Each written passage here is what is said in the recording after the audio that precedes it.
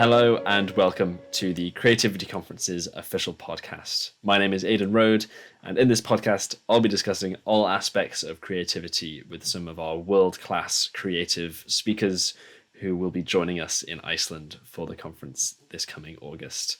Today, I am joined by the incredible Dan Mace, who is an award-winning filmmaker, musician, director, and YouTube creator with over 750,000 subscribers. And his latest project, The Brew Show, was just released on Discovery Plus.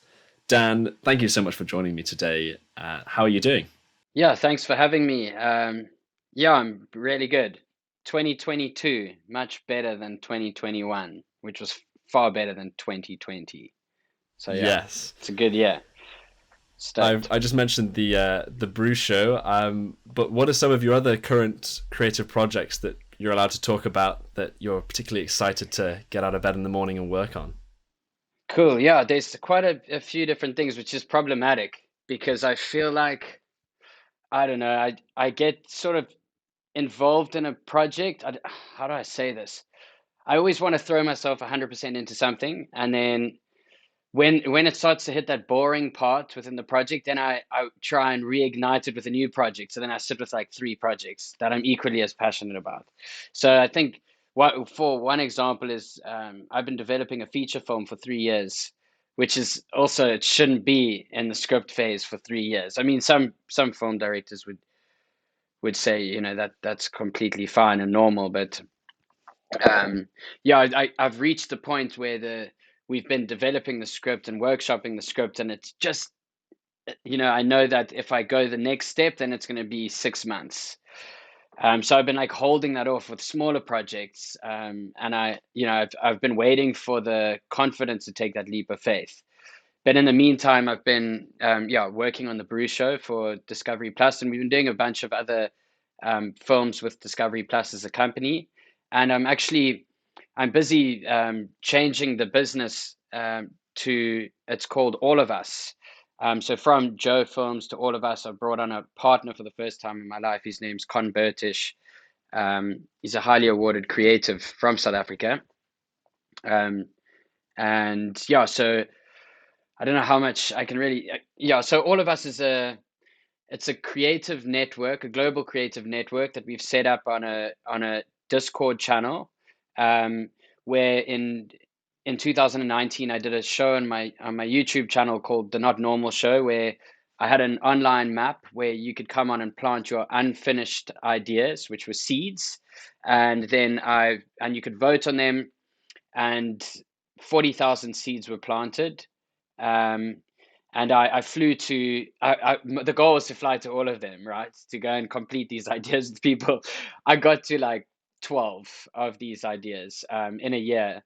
The intent was to do one a week, but that's ridiculous. Flying there, shooting, editing. So it took me about 2.5 weeks or 3 weeks to do them. Long story long, okay? The reason why I'm mentioning that is because once I got through that, I had all this data, all these filmmakers around the world, and I was wondering, what do I do with that? How can I take this further?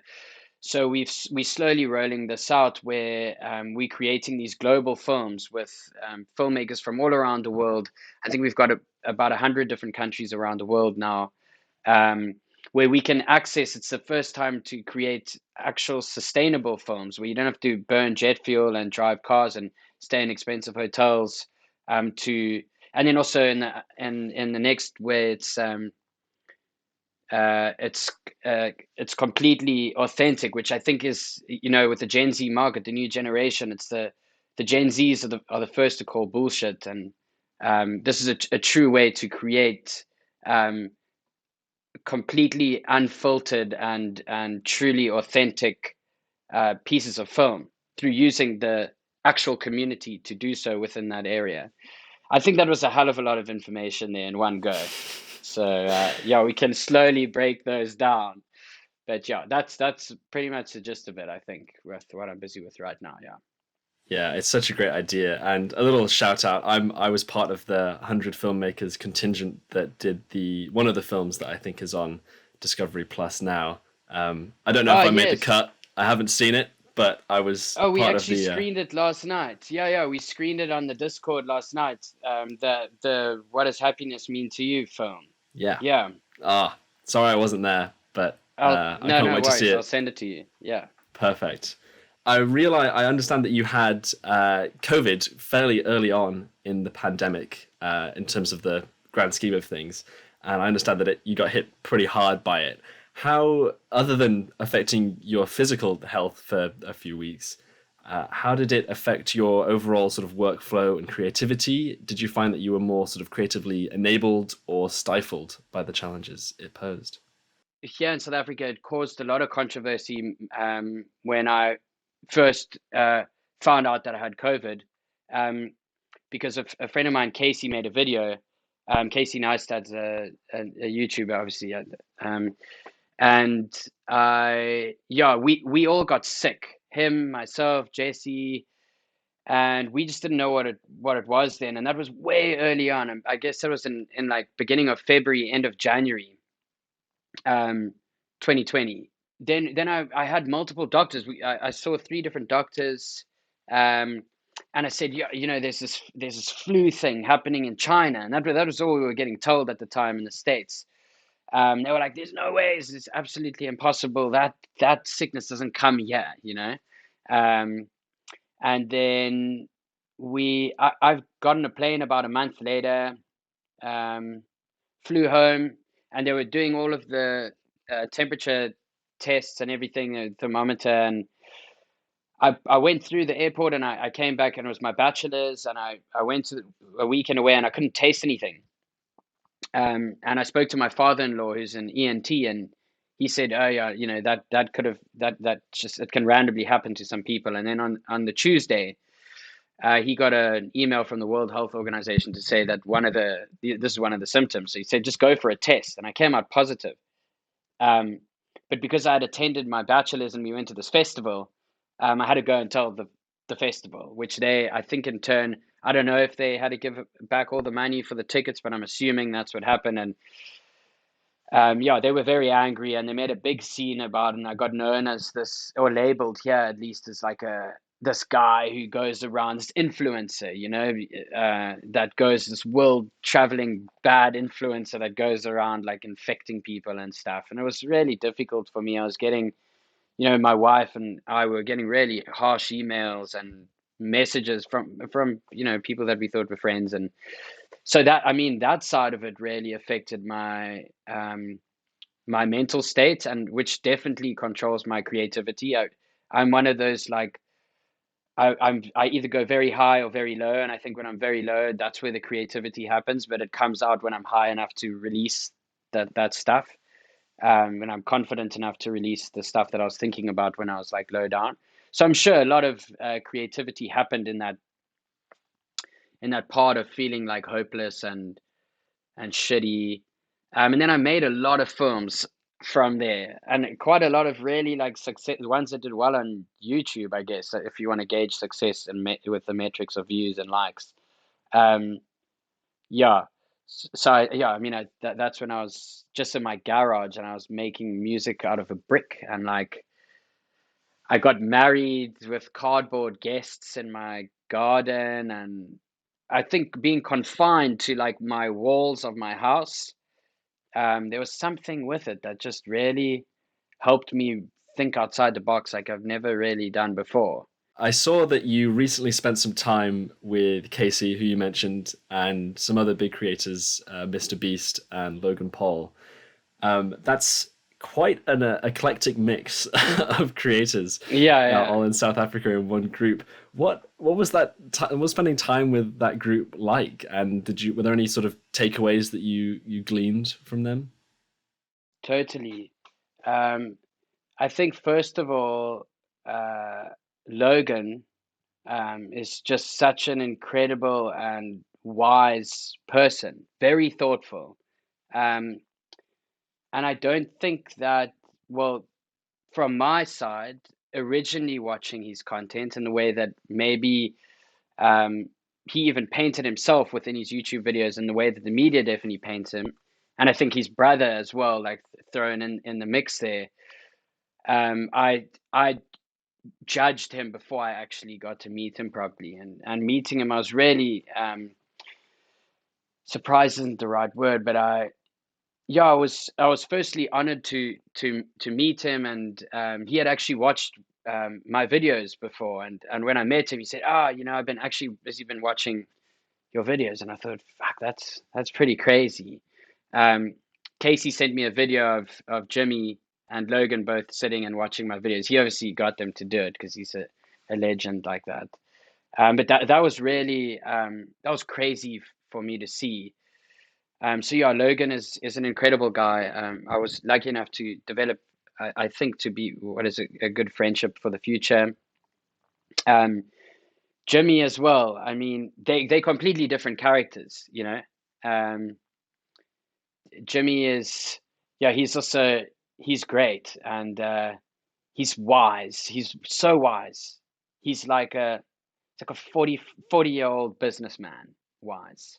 He knows exactly how to think about something in the way in which to um, turn it into really good business, if that makes sense.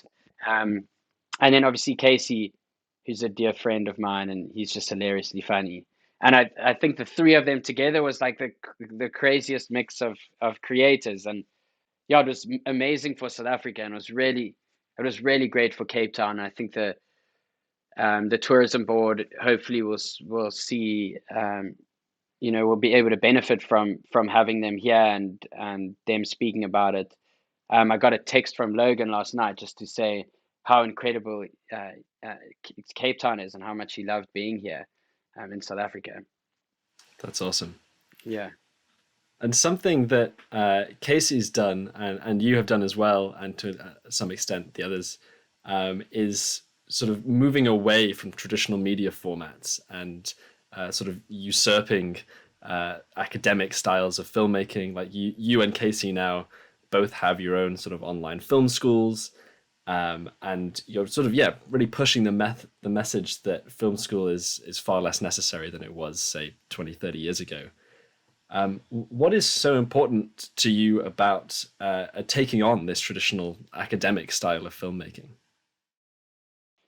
Again, I don't want to piss anyone off because I Well, did one yeah. I did 1 year of film college, yeah, and I did an interview like way back when I first got some recognition for a film that I did when I was much younger, and I won a YDA at Cannes. And here they wrote this ridiculous headline. They were like, "Film school dropout becomes red carpet regular." I was never on a red carpet, you know what I mean? And I wasn't a film school dropout either. So I think that people take, yeah, what my words a bit out of context. I think film school, the issue with film school is it's very expensive. And not everybody can, they're only in select areas, and they're usually in CBDs, in capitals, and it's very difficult for many people to be able to attain. And the thing about these online courses is that they are highly attainable. You can also hear from the master in their craft. I'm not calling myself a master. This is me speaking about Casey's online course. Okay. Um, and yeah, you get to hear from the people that you aspire to make films like that you support, and you've watched their craft. You get to see the behind the scenes. It makes so much more sense. You can say for the same price it costs to go to film college, you can do 10 different online courses from 10 different creators and or creative people, and be able to figure that all out. I think also another problem with film school is that it's very much set in one way. There's one curriculum that they keep on revisiting. Um, and I don't even think they really at film school now are teaching the style of being an all-encompassing filmmaker. So you can write your own piece, you can edit. They're very much supporting the traditional system of, there's has to be a producer on set that's got a PM, and there's a director with a first AD, and there's gaffers and the whole lighting department, and etc. etc. So and it's very specialized. So yeah, I think for some people it'll work if that's the route you want to go down, but definitely not for me. Yeah, there is sort of this war waging at the moment between traditional formats and YouTube, and it has been raging for many years, and I assume it'll rage for many years to come. You've sort of split your time evenly in the well, maybe not evenly, but you've certainly split your time between your YouTube stuff and then directing commercials and films. What do you see as sort of the pros and cons of each format briefly? And do you think there will ever be a true winner for people's attention? I like how you said briefly in there because you knew that I could have probably gone off and spoken for like an hour. It's a big question. Yeah, because okay, my problem, I don't know if it's a problem again. My thing is that I only come up with answers when I'm speaking. So like if you went to watch something of me 3 years ago, I probably contradict myself because the more I learn, you know, it's like everything that's in my mind, it like comes out. And yeah, so it probably this is all making sense to me while I'm busy speaking to you. But the traditional world again is it's not easier. It's there's much more support. Um, so when you're doubting yourself or your creative vision, there's always someone there to have your back and remind you of what the original idea was. There's always somebody, especially if you get to work with highly creative teams. You get to work with sometimes, if you're lucky enough, you get to work with really, really great creative directors, which will have your best interest. Then you've got your producer, who's your wingman, your right hand man or right hand woman. You've got a whole team around you that you usually work with, and a DP. But then you are locked into sticking to kind of one thing because you've got a whole team. They all understand the way that you've originally pitched this thing, and it's very difficult to make big changes. When you are a YouTuber or a one man band, or even if there's two of you, when you start to doubt the idea, it becomes very, very tough. When you kind of pitch this idea to somebody and they don't laugh if you thought it was funny, the whole thing comes crashing down, and you start to try and think that you should change, rethink this, and there's no one to really turn to. You don't have that production support. However, you are able to make those changes, and you have the last say. It's your creative. You get to do what you set out. Not what you set out to do. You get to serve your creative purpose. And halfway through, if you feel like that wasn't working, you can turn direction and create something else with it, which can never happen in traditional space unless you like Spike Jones or Darren Aronofsky. But I still feel like they would struggle too. So yeah, I live with one foot on either side of the fence, and I know that that is it's never a good thing. I got to throw myself 100% into one of them, but I could just never make a decision because I just have so much self-doubt uh, most of the time, and I struggle with my mental health and my depression and my anxiety, which weighs heavily on my ability to make decisions based on myself. And that's why it's sometimes easier for me to then work with a creative team because they go, this is the right thing to do. Don't worry if you're down. We'll have your back. We'll make sure this goes through. And then when that's not a problem for me and I'm feeling confident and everything is good and I'm stuck in this traditional side, I go like, I just want to break free. I want to do this other thing. So I mean, I think for myself, I've been able to balance it out in the way in which it best kind of serves my mental health and what some people call a disposition, but I've been kind of been able to try and turn it into a good thing. Yeah. Well, it's a testament to your versatility that you're able to continually do both, and not just crumble under both guises. And also dovetailing from that, is there anything that particularly gets under your skin when people in the traditional side of things talk about YouTube when they clearly don't understand it? I think it's all changed now. I think that people still like some people they don't understand. Um, and I find myself now, I watch TikTok videos, and some of them I just don't get. Like I absolutely don't get it. But within the Gen Z market, and even the Gen Alpha market, like we're going way, like we're talking 8-year-olds, that are finding this stuff funny and relatable.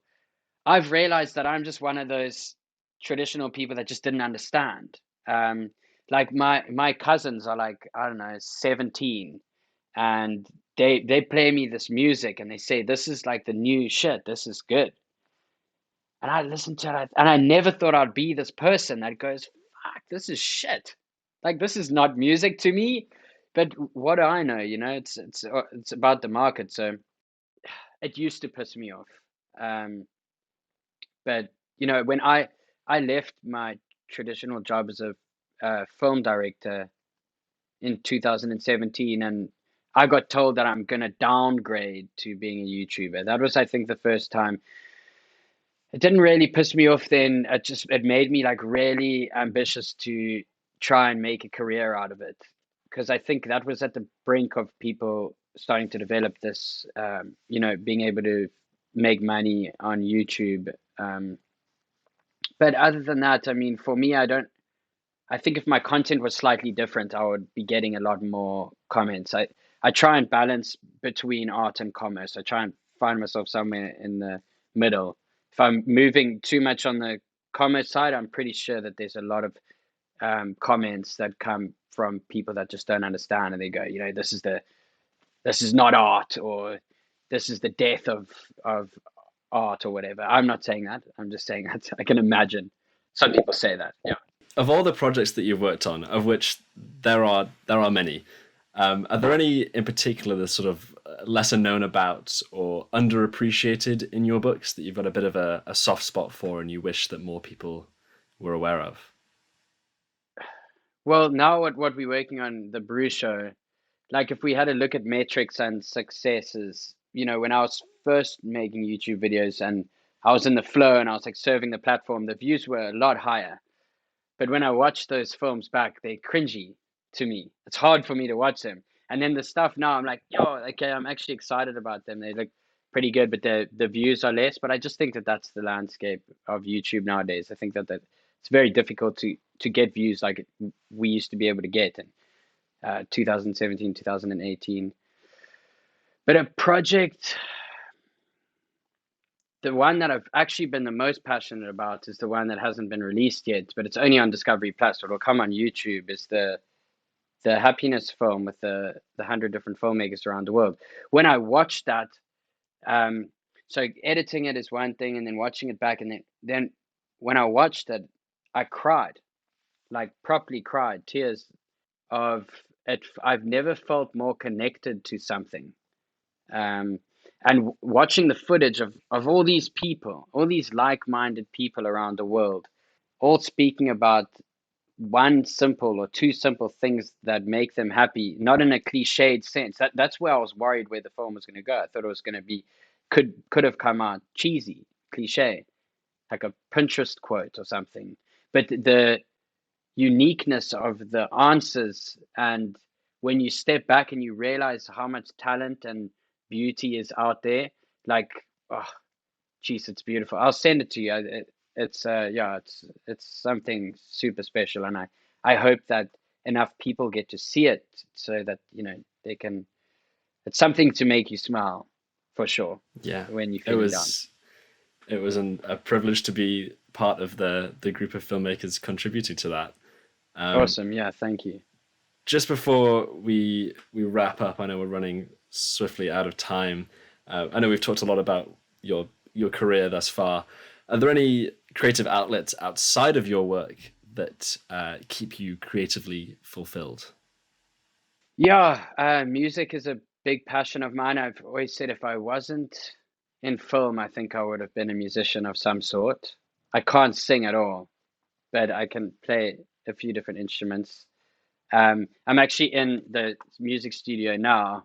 I'm sitting here because this is like this whole place is deadened, like this the sound. So I kind of like to sit in here sometimes and just think. It's just a good place to do like meetings like this. I think, yeah, music for me is like one of those things where I just don't think when it's happening, and that's really great. And then surfing, for me, being in the ocean is a big part of my life. I'm actually developing. See, this is another thing. I've got another film on the go. It's called Blue Mind Theory, and it's about the ocean or large bodies of water and how it reduces anxiety. But it's also a play on obviously my blue mind, which is it's got a lot to do with depression and anxiety, and how I find a, a state of stillness when I'm surrounded by this massive thing that's so much bigger than I am and so much bigger than my thoughts and my problems. So I've stopped being so like aggressive as a surfer. When I was younger, you had to be in competitions. You would have to be constantly moving and going, and it would be just about how well you surf. Where nowadays I look at the ocean completely differently, and I can paddle out when there's no waves, and just sit there. Um, so yeah, it's music and the ocean would definitely be two outlets for me. Yeah, the biggest ones.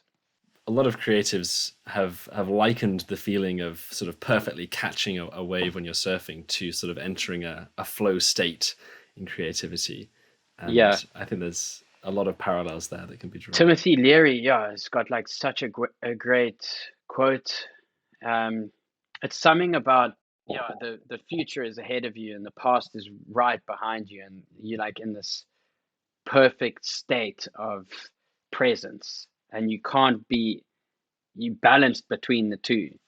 Um, yeah, it's a beautiful sentiment. Well, one final question that I ask everybody on this podcast at the end is a pretty ambiguous one and potentially another difficult one to answer concisely. But it's just, as a creative, what does creativity mean to you? I've written a lot of different answers for this. Um, I think it's about believing in an idea so much that you turn it into some form of art. Um, I think that it's about, yeah, it's a projection of what's on the inside.